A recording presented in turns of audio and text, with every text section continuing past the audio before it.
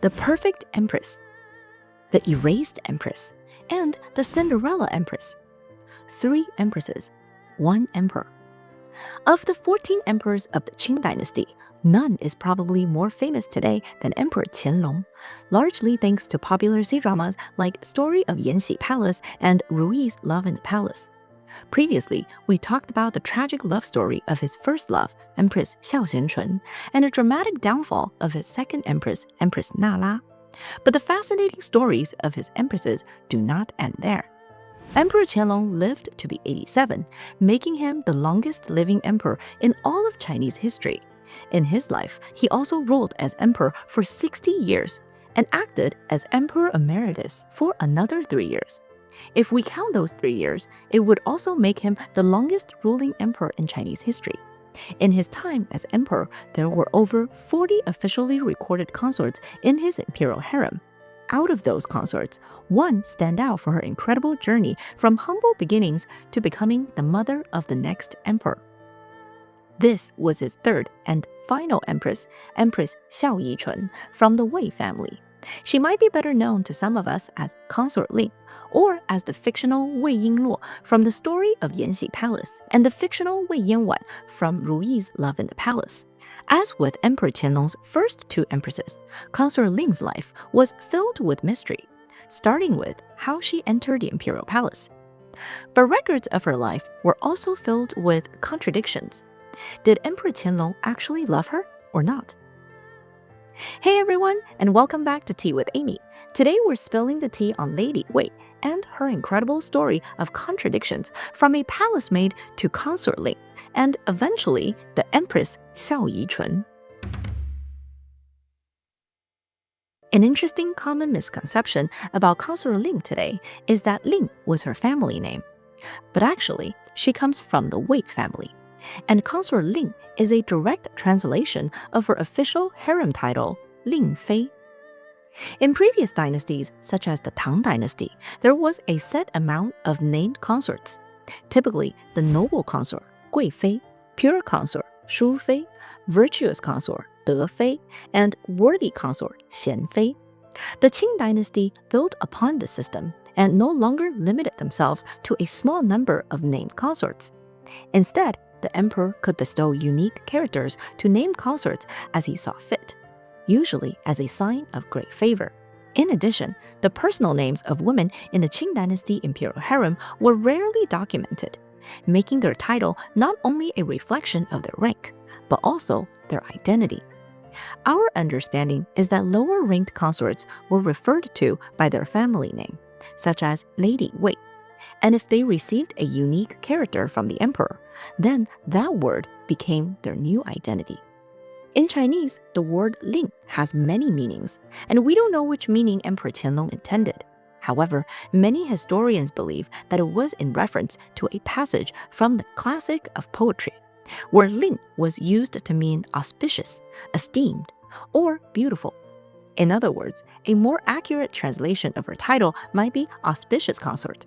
But that is certainly a mouthful in English if we're trying to use it in place of a name, which I guess is why we simply call her Consort Ling instead. Often referred to as the Cinderella story of the Qing dynasty by modern Chinese pop culture, Consort Ling's story starts with humble beginnings. But how she actually entered the imperial palace is a topic that is commonly debated today. This debate is interesting to me because her origins is actually pretty clear in the draft history of Qing. In these records, Consort Ling is described as from the Wei Jia family, daughter of Qing Tai, a bondservant manager in the imperial household department. This simple record tells us a lot.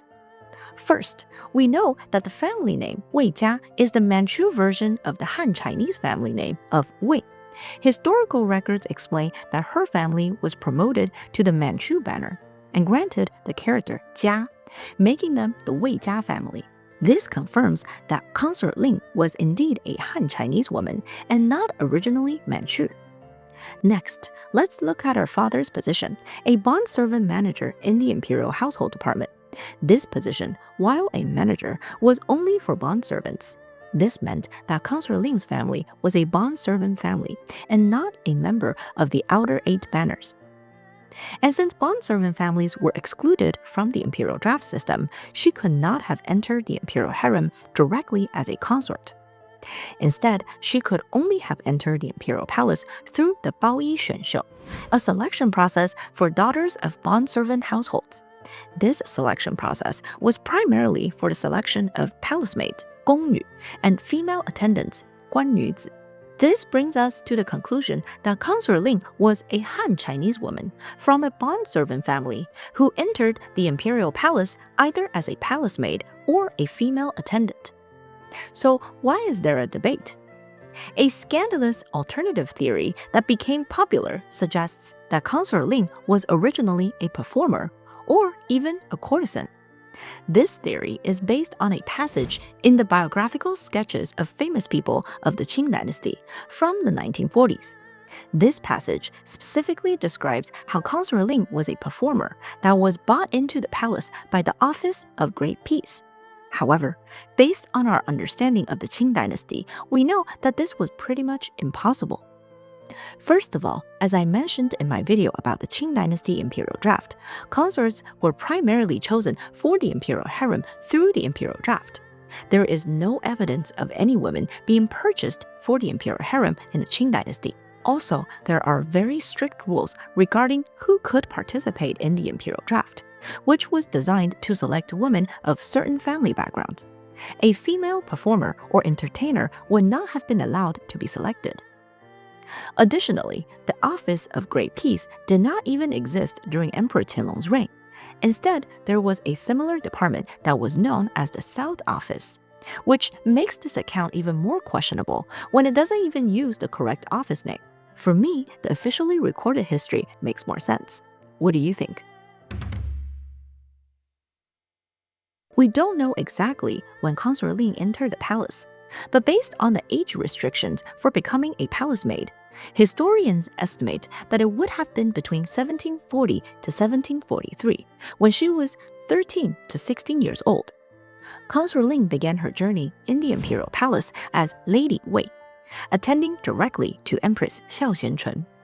Records claim that she completed her training and learned court etiquette under the empress. This claim is supported by one of Emperor Qianlong's poems, where he describes Lady Wei as having been taught and raised by the empress.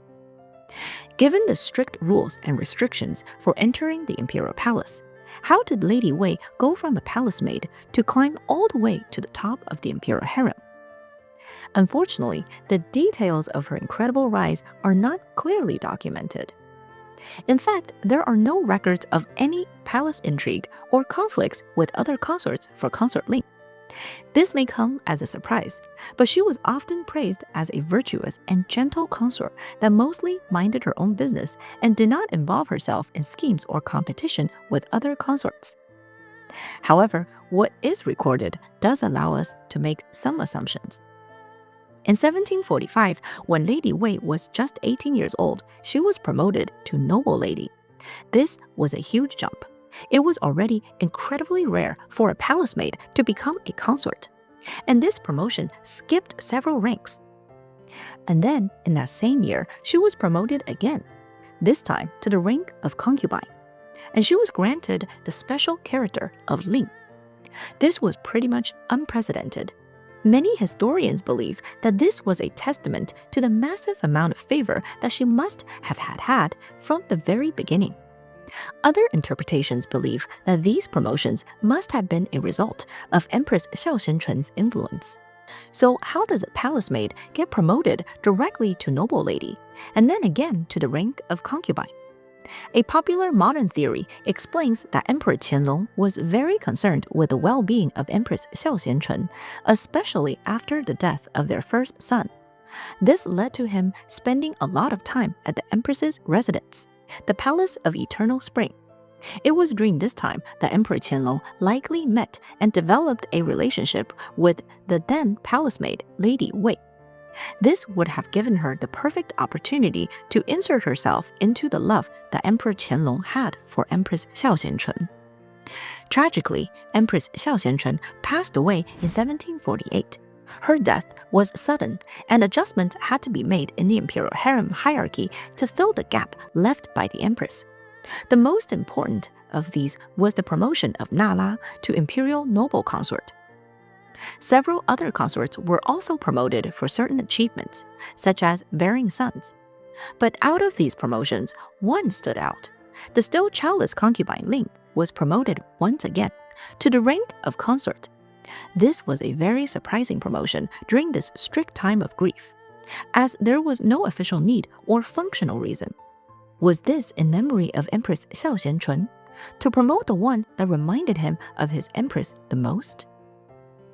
An interesting event that happened during the mourning of Empress Xiao Xianchun involved Consort Ling's father, Wei Qingtai, as a bond-servant manager. He was responsible for providing offerings for the late empress's altar. Unfortunately, he was late on one of his deliveries and was caught as one of the officials punished during Emperor Qianlong's period of wrath. While strict punishments were issued, he was luckily not executed and was allowed to keep his position in the imperial palace. This small mercy may have been thanks to the favor of his daughter. A few years later, in 1751, Wei Qingtai passed away. For reasons unclear, this passing left the Wei family and Consort Ling's three brothers with a significant debt. Some speculate that it was because Consort Ling's brothers were incapable and mismanaged the family's fortunes. When Emperor Qianlong learned this, he immediately settled the debt and even granted the Wei family additional money and property. It is definitely nice and a sign of great favor when the emperor takes care of your problems. After many years without children, Consort Ling would finally enter what many call her childbearing years. From 1756 to 1766, Consort Ling gave birth to 6 children, more than any other consort. Modern Chinese pop culture jokingly describe that during these 10 years, Consort Ling was only either pregnant or giving birth to a child. Remember though, that Consort Ling officially became a consort of the imperial harem all the way back in 1745. That means that she did not have a single child between 1745 and 1756. This led to a popular modern rumor that Emperor Qianlong and Consort Ling did not actually have an intimate relationship before 1756.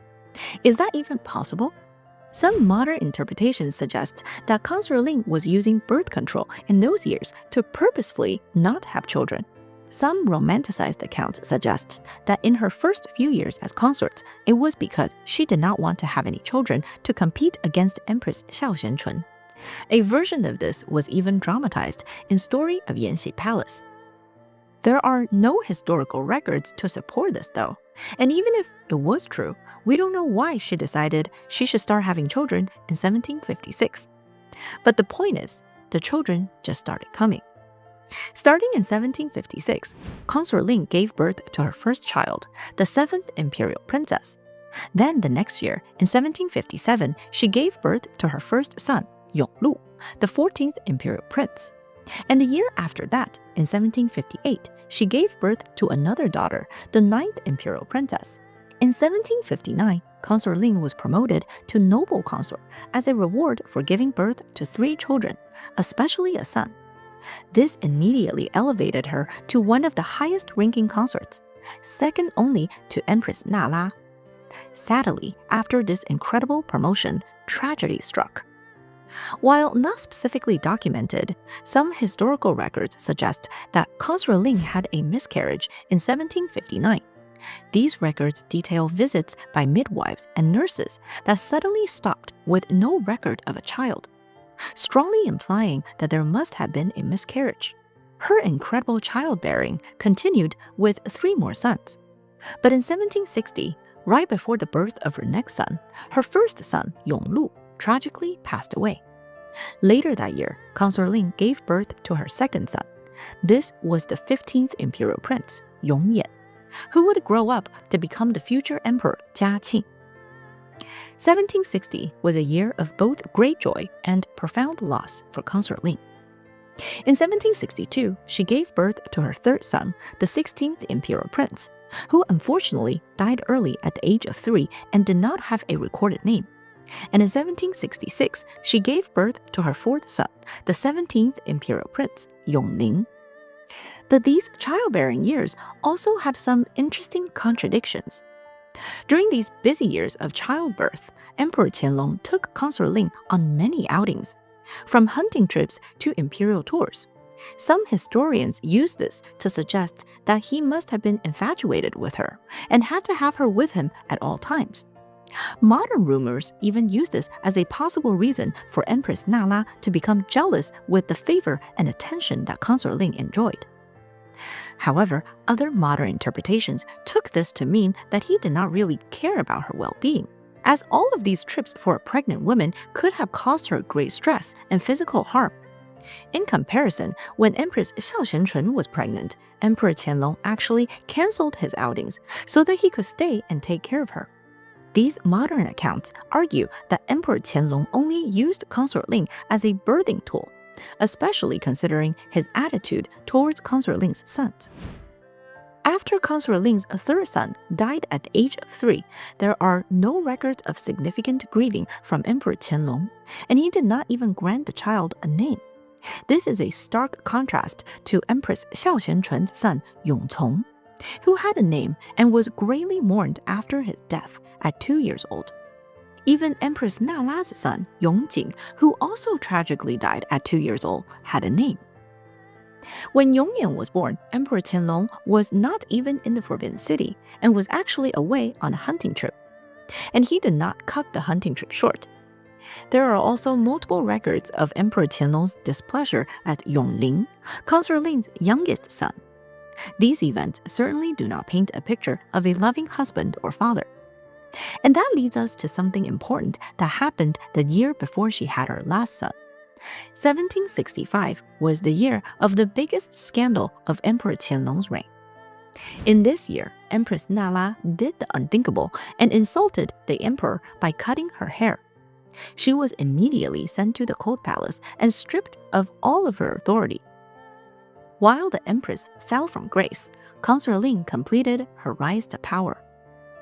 There are no historical records indicating a direct conflict between Empress Nala and Consort Ling, but this was a critical moment that created many rumors and dramatic retellings.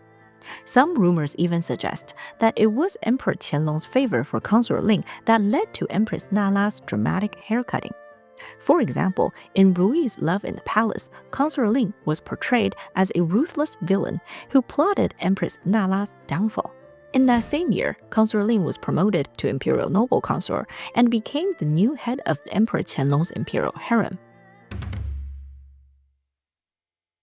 After Empress Nala's death in 1766, Emperor Qianlong never named another living empress.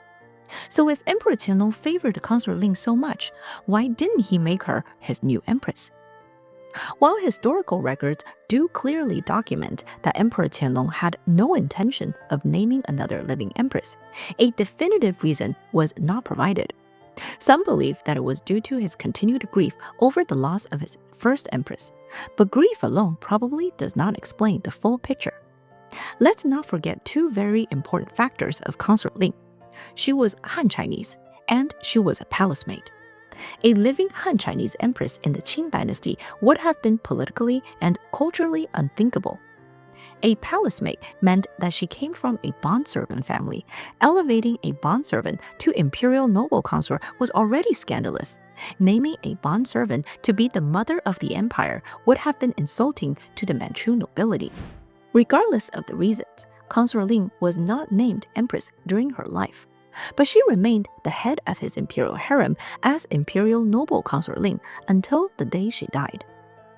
It's important to point out here that Consort Ling was never officially granted the power of empress, which was known as presiding over the 6 palaces. This is important because that power was typically given to the consort that the emperor intended to make the next empress. By never granting Consort Ling that power, many historians believe that Emperor Qianlong never wanted to make her the next empress. On the other hand, she was given the Eastern Pearl Court Necklace, a necklace that could only be worn by the empress or the empress dowager. This was intended to reinforce her status as the head of the imperial harem instead of an official title. Did that mean that Emperor Qianlong secretly saw her as his empress? Ironically, because she was never granted the power of empress, she was not actually allowed to physically wear this necklace. Feels kind of like a cruel joke to me, a constant reminder that she was not actually the empress.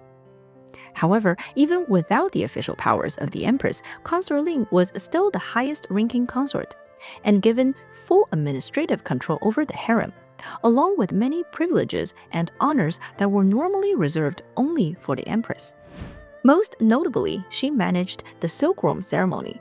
Previously, when Empress Nala was still an imperial noble consort, Emperor Qianlong made a big deal that only the empress could lead the silkworm ceremony. However, the veritable records of Qing clearly document that Consort Ling led the silkworm ceremony in her role as imperial noble consort. Besides the silkworm ceremony, Consort Ling also led the inner court for major festivals.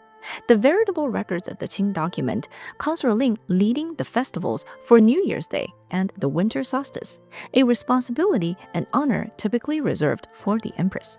In addition, the collected statutes of the Great Qing document that Emperor Qianlong ordered that celebrations and gifts for Consort Ling would be at the same level and scale of that of an empress, instead of that of an imperial noble consort. Her personal staff and stipend were also elevated to the level of an empress.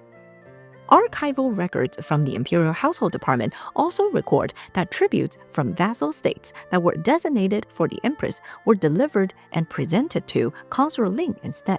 Her eldest daughter, Princess He Jing, was even granted the highest possible princess title of Gulun Gongzhu. This was a title that was supposed to only be for daughters of the empress. Interestingly, though, it was recorded that she was still significantly less favored than Empress Xiao Xuanchun's daughter. And in another odd case of contradiction, Consort Ling's second daughter, Princess He Ke, was never granted the Gulun princess rank. This made her the only adult princess in the entire Qing dynasty who was the full sister of an emperor with an empress mother that never received this rank. No reasons were given as to why, but I wonder if she did something that made Emperor Qianlong unhappy with her. In 1773, Emperor Qianlong secretly named his son with Consort Ling, Yongyan, as the next emperor. It is interesting to mention here that historical records describe Yongyan as diligent, but less prominent than his brothers. This led to some historians to think that Yongyan must have gotten a lot of bonus points thanks to Emperor Qianlong's favor for his mother. However, Emperor Qianlong himself wrote about the difficulties that he faced when choosing an heir. He lamented that his most capable sons had all died early, and he ultimately chose Yongyan due to his diligence and virtuous character. He may not have expected Yongyan to be an outstanding emperor, but probably felt that he would be the most reliable one. One more thing to mention here is that Emperor Qianlong actually left an unusual prayer in his secret designation. This prayer reads, "If he is unworthy, I pray that heaven secretly takes his life, causing him to die young." That is a pretty intense prayer to leave for your heir, I think. It is clear that Emperor Qianlong really wanted his successor to be successful, but many historians interpreted this as a sign that Emperor Qianlong did not actually love Yongyan. But since Yongyan did not die young, I guess he was worthy after all. In 1775, Consort Ling passed away at the age of 47. 4 days before her passing, Emperor Qianlong officially elevated her family to the most prestigious banner, the Manchu bordered yellow banner. This solidified her family's status and secured her own legacy. Some accounts also believe that it was at the same time that Emperor Qianlong granted her family the name Wei Jia. Historical records simply describe her death as due to illness. And this brevity has fueled countless speculations and rumors, leading many to wonder if there is more to the story. And now, for the part that all of Emperor Qianlong's empresses have in common, a mysterious death surrounded by rumors and speculation. Let's start with illness. Having gone through 7 pregnancies and 1 miscarriage, it is reasonable to assume that Consort Ling's health and fortitude had greatly declined, making her more vulnerable to illness. And in that time period of limited medical care, 47 was no longer a young age. As the old saying goes, the candle that burns twice as bright burns half as long. And grief could have also impacted her health. In addition to the miscarriage, 2 of her children died at a young age. And in a tragic twist of fate, her eldest daughter, the Gulun princess He Jing, also passed away from illness just 19 days before Consort Ling did, at the age of 20. This loss may have been the final blow to her already weakened body. But we can't have a mysterious death without conspiracy theories. Some popular rumors suggest that Consort Ling may have been poisoned, possibly from arsenic or cinnabar. Substances like arsenic and cinnabar were commonly used in traditional medicine and cosmetics back then, and could have been regularly used by Consort Ling, even by accident. This dark theory was further supported by a famous legend involving the 1928 looting of the Yuling Mausoleum, where Consort Ling was buried. In this legend, eyewitnesses claimed that they found Consort Ling's body to be very well preserved, more than 100 years after her death. These eyewitnesses' accounts describe Consort Ling's body to be still intact, with no signs of decay. They could even see her wrinkles, the teeth in her mouth, and a smile on her face. Some historians interpret this as strong evidence of heavy metal exposure, which could have accidentally preserved her remains. However, no official forensic analysis was done at the time, and we have no further proof of this body preservation or poisoning outside of these eyewitness records. Consort Ling's body was resealed into a coffin after the looting, which has not been allowed to be opened again since.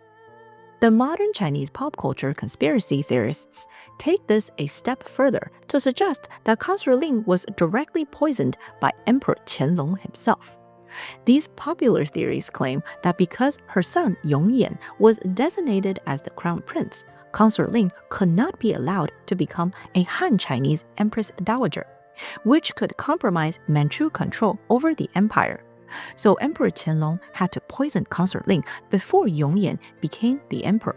These theories explain that after secretly naming Yongyan as the crown prince in 1773, Emperor Qianlong began to discreetly poison Consort Ling, slowly poisoning her until her death in 1775. These theories also use the poisoning to explain the great honors that Emperor Qianlong gave to Consort Ling after her death, attributing them to a sign of his guilt and remorse. But this doesn't really make any sense to me personally, because Yongyan was only 13 years old in 1773, and Emperor Qianlong was also still physically healthy. Feels premature to begin poisoning Consort Ling at that time. At the end of the day, there is no historical evidence for any of these poisoning theories. But that doesn't stop modern dramatization, as can be seen from her poisoning in Ruyi's royal love in the palace. Consort Ling's story does not end with her passing, and some of her greatest honors were granted after her death. In an incredible statement of her importance, she was buried in Emperor Qianlong's own imperial tomb, the Yuling Mausoleum.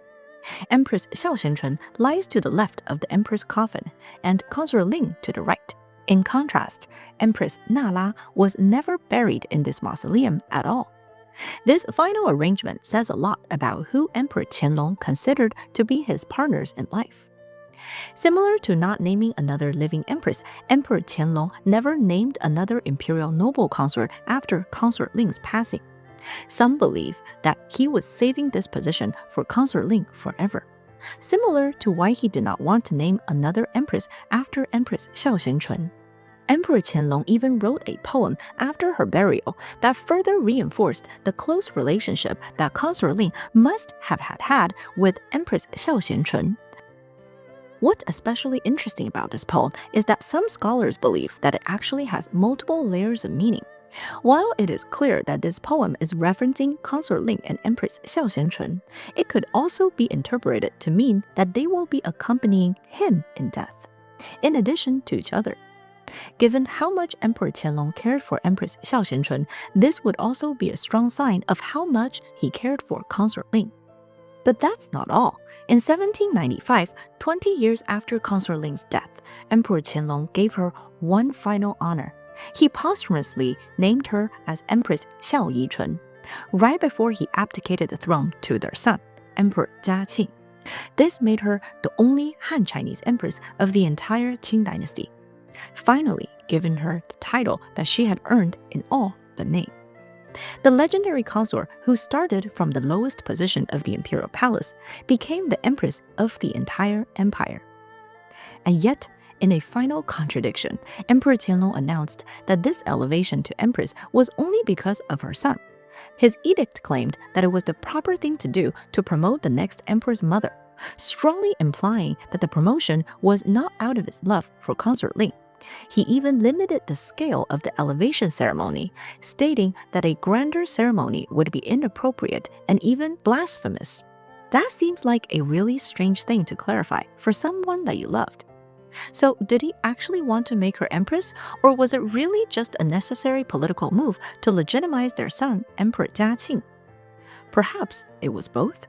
Or maybe this explanation was the only way he could let the court promote a Han Chinese consort to empress. Modern Chinese pop culture commonly celebrates Consort Ling as the savior of the Han Chinese people in the Qing dynasty. While the Han Chinese people were not able to defeat the Qing dynasty Manchu rulers on their own, Consort Ling was able to conquer the Manchu rulers from within the imperial harem by birthing a new Han Chinese imperial line. Starting with Emperor Jiaqing, all subsequent emperors of the Qing dynasty had Han Chinese blood in them. And this was all thanks to Consort Ling. Joking aside, what do you think about Consort Ling's rise from palace maid to power? What about the reason for her death? And of course, the many contradictions of her story. Do you think Emperor Qianlong really loved her?